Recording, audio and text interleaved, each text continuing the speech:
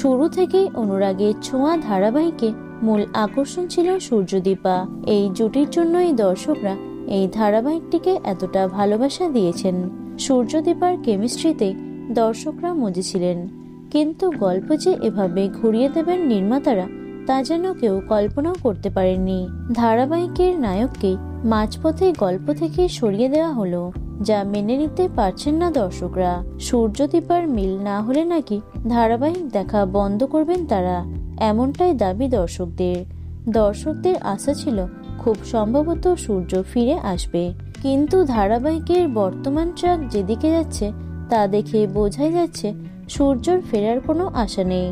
বরং দীপার নায়ক যে অর্জুনই হতে চলেছে তার ইঙ্গিত স্পষ্ট।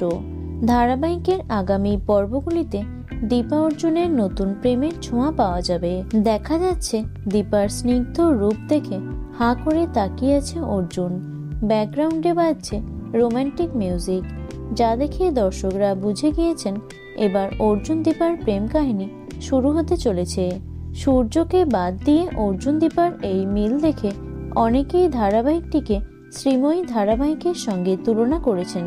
তবে কি সত্যি সত্যি সূর্যকে বাদ দিয়ে অর্জুনই দীপার নায়ক হতে চলেছেন?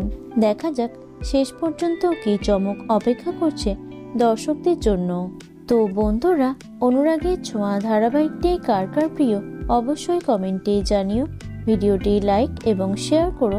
এছাড়াও টলি দুনিয়ার অন্যান্য খবর পেতে চ্যানেলটি অবশ্যই সাবস্ক্রাইব করে রেখো।